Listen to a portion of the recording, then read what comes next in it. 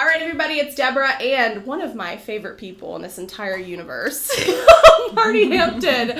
Now, I am stoked for this podcast. We are on episode 32, which is so exciting, and we're honored that we've had thousands of listens across the country from other agents, and it's an honor to be able to hopefully continue to put out valuable content. And what I'm going to start doing is pulling Marti a little bit more, pulling other agents to really start talking about the business, what we can do to grow our businesses in 2020. So this episode is going to be 5 critical tips from a multi-billion, with a B, billion-dollar producer, Marti Hampton. Now, we are with the Restless Real Estate Podcast, sponsored by Coming Soon Homes. Now, this podcast is just for agents. This is just to give agents an inside boost and a little motivational kick into what they can do to take their business to the next level. And when I talk about risk takers, this lady over here is the icon of risk takers. So if you want to follow an agent, a team leader, broker owner who does things differently, and she has the confidence to continuously do things differently,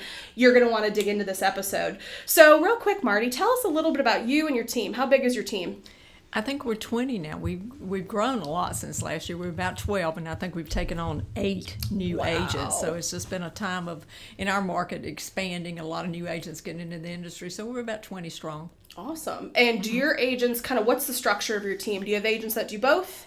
A little bit on one side? I have a few that do both. My preference is to have strictly listing agents who specialize in listing and strictly buyers. That's my preference. Mm-hmm. But there are some agents that I allow to do both. Got it. And do you have a reason of why you think? Is it a focal thing? You want agents to be able to focus on dominating one side of the business? What's your reasoning on why you think it should be done that way? Well, it's just everybody specializes. Yeah. And somebody that dabbles in something, you got thousands of agents out there that dabble in real estate, but I'd rather have one agent that does one portion of real estate really well. Yep. And she don't dabble, she dominates. So there ain't no dabbling in real estate in this business. And do you have a good understanding of about how many transactions you guys do a year? Yeah, we're just under 500. Okay. I think we're 470, something like that last year. Awesome. Mm-hmm. And keep in mind, Marti's team is in a market here in Raleigh, North Carolina that I think within the past year in and of itself, this market's been inundated. I mean, overly saturated with iBuyer programs, discount brokerages. If anything, there's been more competition than ever, I think, probably in real estate over the past year. So not only is Marti selling a lot of houses consistently every year, last year was one of your biggest years yet, right? You guys actually took more listings last year? We took 355 listings, and for the 5th year in a row, the thing that I'm most proud of is we were the number 1 agent for the sale of resale homes. And of course, resale homes is everything except for brand new construction. Yep. And 5 years in a row in this market, Incredible. Which is very active. And I think one of my favorite lines that Marti likes to say is somewhere along the lines of, it was hard to get to number 1, but it's even tougher to stay number 1. Is that still accurate? Oh, absolutely. And why is that? Because the market changes every day. It's a different game. Yeah. It's a much different game now than it was 5 years ago. Mm-hmm. It's even different than it was last year. Yeah. And you're not an agent that rests on your laurels. You never get comfortable, which I love. No. And so there's a lot to be said about that. So because the market's changing, Marti even, who's been an industry icon for years, she always has to be thinking about new ideas, new strategies, new concepts of how she can continue to push herself. Sometimes you might not want to do something, but that's where the attention is. Mm-hmm. So you've realized that. Now, Marti does a lot of advertising across every channel. You can probably imagine: social media, email marketing, postcards, print material, digital, radio, TV, you name it. And so if you're looking for marketing strategies that you can add into your business this year, keep listening. So we're going to start digging into the 5 tips from this crazy awesome producer, of just some tips of how she's been able to reach this level. Now, number 1 is by taking risk. Mm-hmm. What a concept. Agents are nervous to take risks. Oh, have you seen that? Oh, yeah. I was just training yesterday on my agents for 2020, and one of the things that I said was, you're motivated. You do things one or two ways. You do things out of fear or out of faith. You either go either what you're doing is I've got faith that if I go this way, I'm going to have a good outcome, or you're doing things for fear. Another way of saying that is, are you playing to win? Or are you playing just to exist, just to pay the bills? That's playing out of fear also. So taking risks, getting into real estate is taking a risk. Big time. There's no paycheck. Yeah. Has anybody told you? Yeah. And the statistics are kind of against you in real estate. And so if you've reached the level like Marti and her team has, it definitely did not come without struggle though, did it? No, it didn't. And I tell you another thing too, when you retire from competition, you retired. You might as well just hang it up and wait for them to put the dirt, because you have retired when you retire from there's always competition. Competition is always going to be trying to get your place into the market, and you're going to have to figure out how to stay ahead of that competition. So with this iBuyer stuff that's been going on in your market, that's exactly that. All these iBuyer programs got slammed into the market. You had to, agents literally, I think, had two decisions: to embrace this, figure out how to update their own strategies, or resent it, push it away, which I think can actually negatively impact their business, right? So what have you done to your own business to kind of play the game with these big guys? Yeah. Well, they are big guys. And that's the first thing to remember, is you can't compete with them dollar for dollar, because they got money that's not even from America. Come on. They're getting money from overseas, and they going to the top markets in the U.S. to take market share. And they don't even care if they make a profit. How many of you out there are concerned and could do business for 2, 3, 4, 5 years without making a profit? I can't do that. Yeah. So you are in it's a different era than it was. So you got to figure out how to do that. And I've tried a number of ways just to head on. Number one, tried to look. You just know that if you're going to deal with an iBuyer, you're just dealing with somebody that's playing two positions. They're playing like they're an agent, but they're actually somebody that's working for an investor to buy your house and actually save money. You can do that. But that's not getting through to everybody, because actually I think they appeal to the people who got freer. I just want it settled. Yeah. And they just don't have in their mind, okay, I just want it settled. I want to know that it's done so I can go on and do the next thing. And maybe there'll always be a place for that. So I started another approach, which kind of worked out pretty well. And that's if you want to do the iBuyer, at least let us find the best iBuyer. And how do we find the best iBuyer? Because you know what? If you go to a car lot and the car lot's got plenty of inventory, they got plenty of cars on that lot, they're probably not going to give you top dollar for your car. Very true. But if they're down on inventory, they really need cars to sell, you might get more money. And iBuyers are the same thing. Sometimes they got inventory, sometimes they don't. So if you have somebody knowledgeable in the industry working for you and you want to do guaranteed sale, at least let us get you the best deal that's out there. Right. Have you had sellers go through those programs? Because now you've done that. So we have. Now that you have those programs, you would have lost those leads. If you wouldn't have had something to fill those gaps. Yes, and that's because the noise is just overcoming, and they've got so much money that they're just blasting that to the public over and over again. And you know what? You hear something long enough, and if you hear a lie long enough, it becomes the truth. Truth. So true. And I really do think that risk taking, I think, should be a paramount goal for a lot of agents across this country. If you want to do more business, guess what? You got to take risks. And guess what? You got to spend money on your business. Yeah. It's really frustrating, Marti, when I see agents. I talk to some phenomenal agents across this country that spend more on going out to dinner than they do their own business.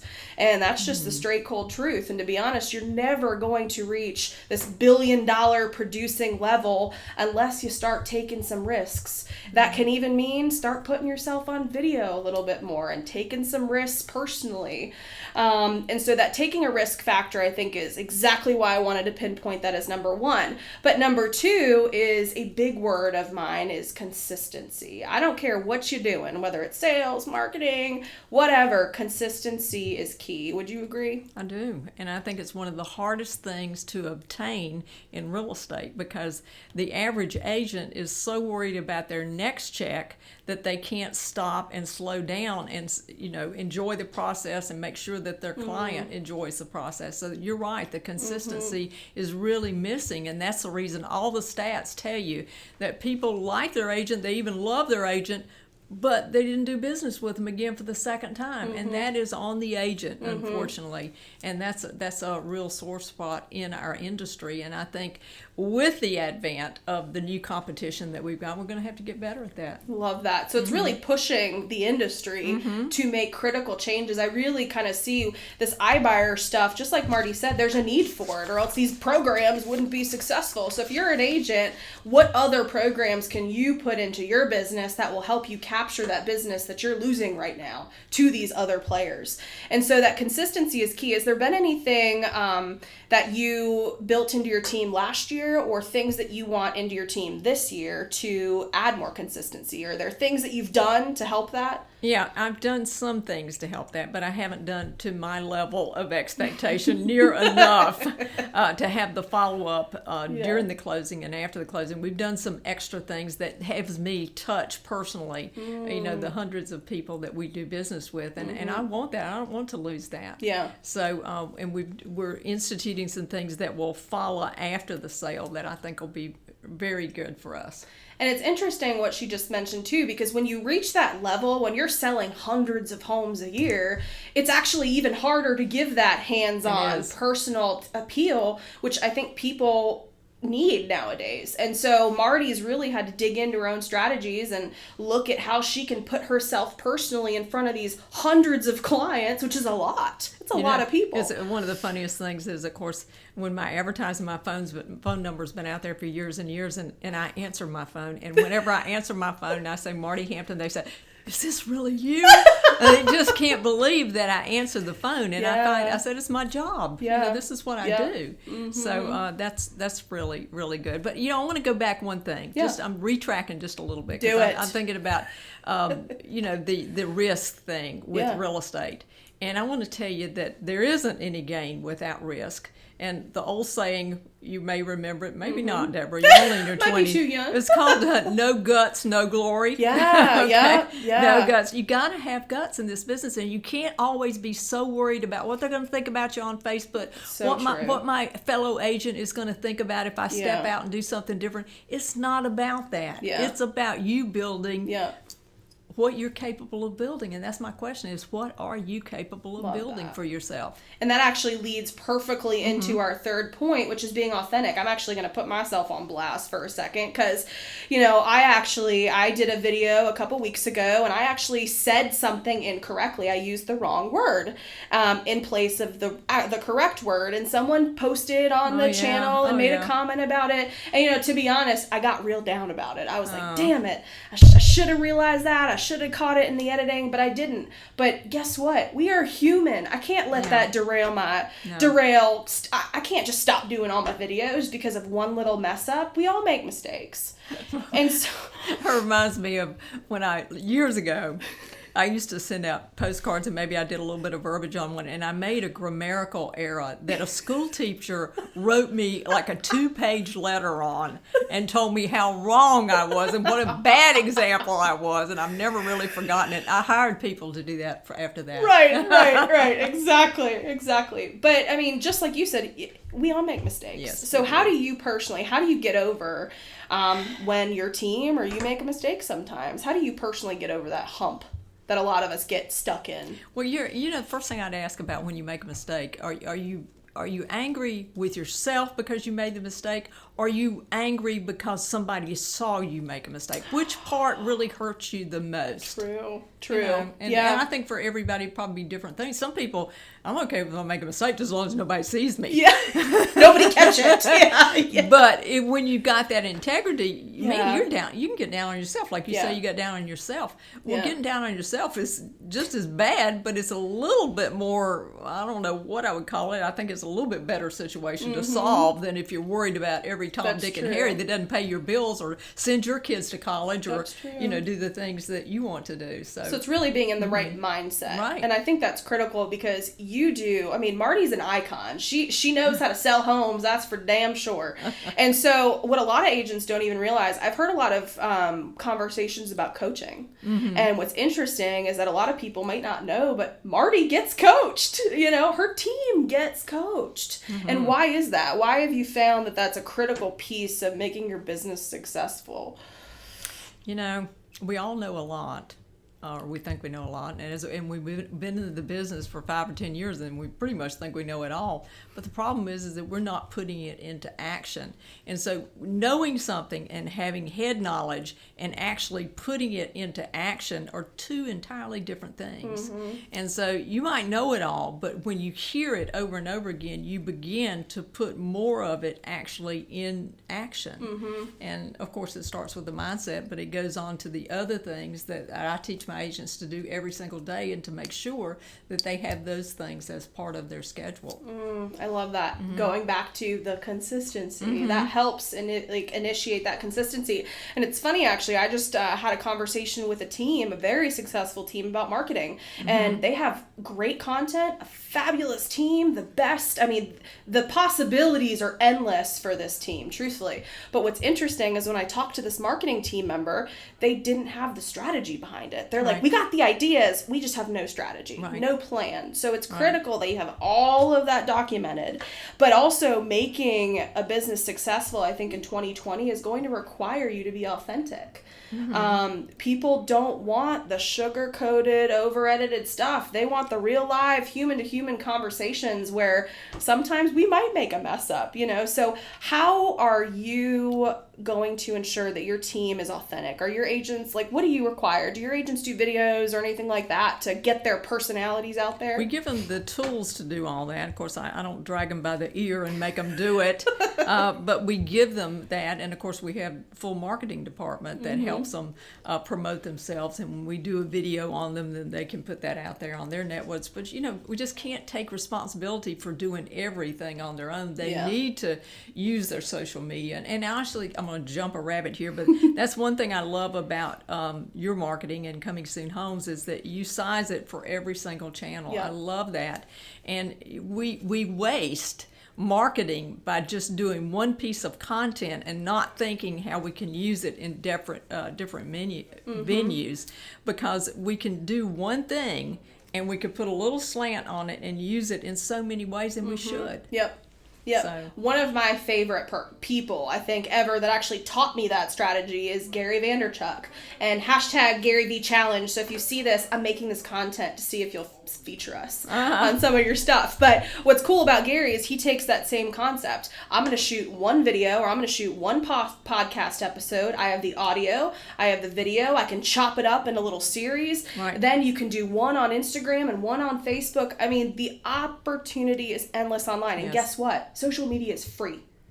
What's crazy is that Marti actually has trusted me with redeveloping some of her own current marketing strategies. And I think one of the coolest things ever that I've seen just between that we've been able to do that, we actually wanted to yank all her ad spends out and see what we can produce organically without spending thousands of dollars a month. What can we do organically that will bring in the leads, the traffic, the engagement that we need? And guess what? We're way up on everything right now, organically. So guess what? Once you got the organic game done, you're killing it organically, then you start spending money in. So guess what, agents? If you don't have hundreds of thousands of dollars, even $100 a month to spend on social media, you can do it organically. The attention is online. And so putting out your most authentic self, I think, will actually get you more results than less, I think in 2020. I think you're right.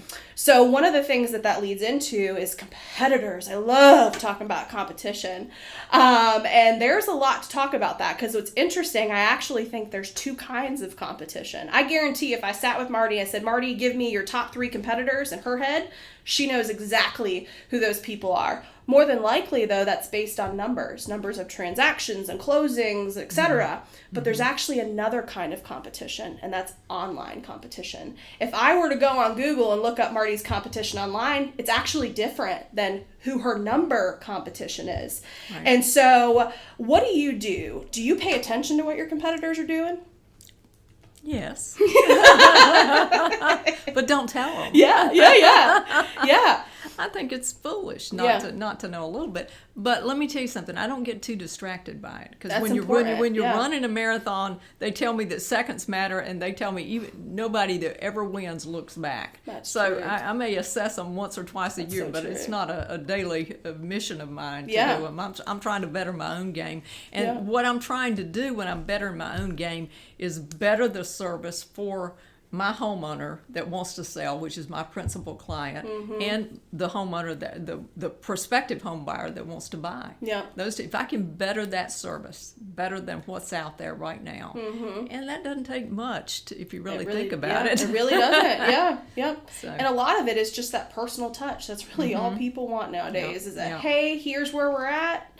Is there anything else I can do for you, kind of a thing. It's really, really simple, and I think a lot of agents overthink customer service, which I think is funny because all people want and deserve is human to human interaction. Automation, text, emails, great, but nothing can be up against a phone call, a personal call from someone on your team. And so the competitive thing, I love what Marti said, is that it's kind of like in hindsight for her. A couple times a year, she looks at them, that's about it, because she is so narrow focused on what her goals are for next year. Do you have any particular goals that you've put out yet for your team for over the next year? Oh, we have got to break 500. We have got to. Okay, that's a good one. And I'm sure you can. Yeah, I think we will. Awesome. We're real close now. So. Now, one of the last little tips on here that I think is important is to operate strategically. So how do you make strategic decisions for your business? Because I know you've had to make some big ones over the past few years. So do you have a specific way you make decisions, or how would you recommend agents who need to make decisions about their business? Sleep on it. Some things call for a quick decision, and you just kind of go with your gut. Yeah. And I've been doing this for a long time, so that gives me the chance to do that. Recently, we're getting ready to change brands, and that I've slept on that a few nights. I bet you did, yeah. Yep. But when I looked at it and I assessed it, I said, okay, here's the pros. You know, that old Ben Franklin checklist. These are the pros, these are the cons. Which one's the longest? Let's look at it that way. And honestly, I pray about it. Yeah. So I ask for some guidance outside of my own wisdom, and I think about things that have happened to me in life, and experience is a good teacher. Yeah. And so it's not always teaching you the way you want to be taught. You want to always win, but sometimes you get taught when you lose. Actually, I think you get taught more when you lose. Absolutely. If you're always winning, that would be it.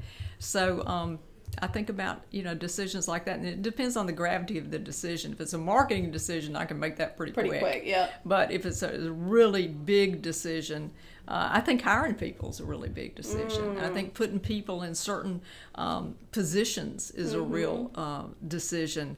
I think assessing the people that you've gotten support and your salespeople is a really big decision to make where you want to spend your time. So. And sometimes those decisions are uncomfortable. I mean, I've seen Marti in this element sometimes, and it's not an easy thing sometimes. And even though you might like somebody, they might just not be doing it for your business. And so, I think sometimes being a leader of your business is making the hard, excuse my French, but shitty decisions that being a business owner you have to. And sometimes I bet those decisions might not be right on the tail end, but you still have to make them. You have to do something and not just sit there. Yeah. So is there anything else regarding what it's taken you to get here? I know that's a long conversation because you have jumped hurdle after hurdle, market changes. I mean, just unbelievable things that you've had to get through with your team. But is there anything else to agents out there that is going to be critical to their business that they need to know? The people you surround yourself with is absolutely critical. Your individual sense of responsibility to the people who follow you is crucial to your success. Yeah. I honestly come to work some days because of the people who have honored me by being on my team and being on my support group and everything, because they mean a lot to me. The people call them your work family, but honestly, you spend more time with them than you do your real family. Yeah. So that sense of responsibility to your team members and to your people, and then putting yourself around people maybe that are sharper than you are. They can do things differently than you do. And then diversity, honestly. Diversity of thought, diversity of age. All of those things I think matter. And you're building all that into your business this year. I mean, I've literally seen it. We're only 2 weeks into January, and this team's coming out of the freaking gate incredibly. And so if you are making big decisions in your business this year, I think if anything, follow Marti Hampton Real Estate on all social media. If you're looking for ideas, concepts, things that you can potentially use in your business, follow her team. This is the #1 resale team in the Raleigh, North Carolina market. And so for 5 years? For 5 years, by the way, yeah. So BT Dubs, 5 years running, including last year. So she has the consistent track record on making that happen year after year. And if anything, last year was probably one of the hardest years in real estate in this business. Absolutely and she succeeded above what that was. And so if you want to dominate business, do things differently, not just be the average Joe Schmo in real estate in your town, at least follow Marti Hampton Team's social media and at least consider looking into Coming Soon Homes and Coming Soon Marketing. We are partnering with some incredible independents, teams, and brokerages across this country to help scale their marketing to a whole new level. But I'm going to say my favorite phrase. I'm going to be honest.